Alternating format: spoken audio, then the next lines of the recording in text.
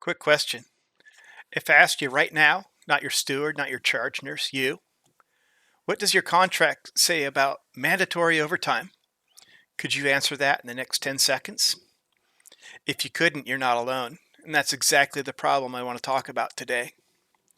I've been a nurse for 28 years, med surg, tele, urgent care, ICU, PACU, per diem, you name it.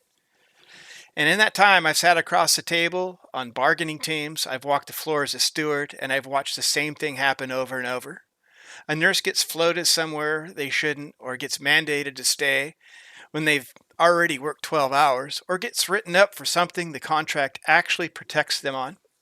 And 9 times out of 10, their first reaction isn't, wait, that's not right. It's, well, I guess that's just the way it is here. That reaction, that's not weakness, it's not laziness, it's a knowledge gap, because nobody handed you a syllabus when you signed your union card.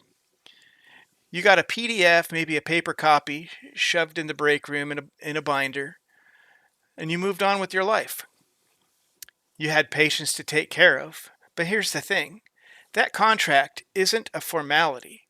It's not a corporate document sitting on the shelf collecting dust. It's a legally binding, enforceable set of promises between you and your employer. And it only protects you if you know what's in it. Let's get concrete.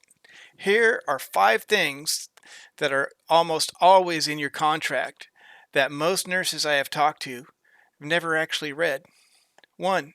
Floating and staffing ratios. Most contracts spell out exactly what units you can be floated to, what training or competency is required first, and what happens if you're floated somewhere unsafe. If you don't know this language, you can't push back when it's violated. Number 2. Overtime and mandation rules. Is mandatory overtime allowed at your facility?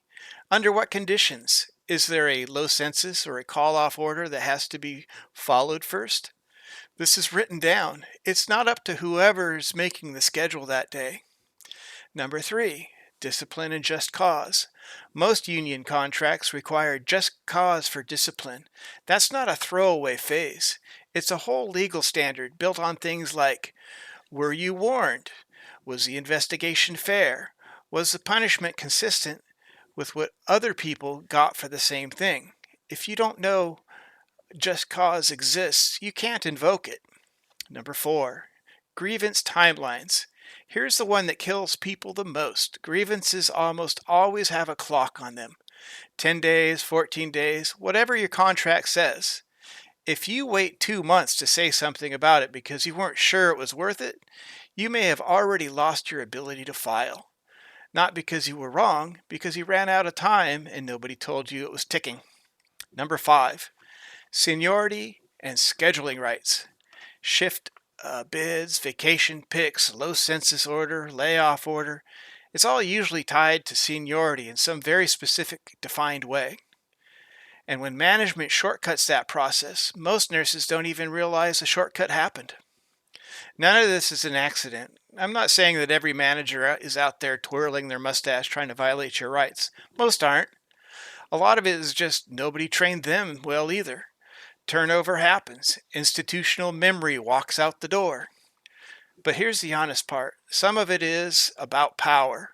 A workforce that doesn't know its contract is a workforce that can be managed by whoever's loudest and most convenient in the moment. Knowledge is leverage, and leverage runs both directions. So here's your homework, and I mean this literally. Pause the video if you have to. Find your contract, not the summary, not the onboard packet, the actual full CBA, the collective bargaining agreement. Your union rep can get you a copy about 5 minutes. It's probably online as well. Read the table of contents first. You don't need to memorize all 80 pages tonight. Just know where things are. Staffing, article whatever, discipline, article whatever, grievances, article whatever. That way, when something happens on your shift, you know exactly where to look. Bookmark the grievance timeline. Write the number of days on a sticky note on your badge if you have to. The clock matters more than almost anything else there. Ask your steward the dumb question. It's not dumb, I promise you. If you're wondering about it, three other nurses on your unit are wondering about the exact same thing and just haven't said anything. Look, I'm not asking you to become a contract lawyer. I'm asking you to stop being a bystander in an agreement that exists specifically to protect you. You already fought for this contract, whether you were in the room negotiating or not. Every nurse before you walked a picket line, who sat across the bargaining table, who took the risk of speaking up, they did this so the document would exist. Read it, it's yours. If this was helpful, let me know in the comments. What contract topic would you like me to break down next? Floating, discipline, staffing ratios, whatever's biting you right now. I'll build the next episode around it. I'm Union Nurse Andy.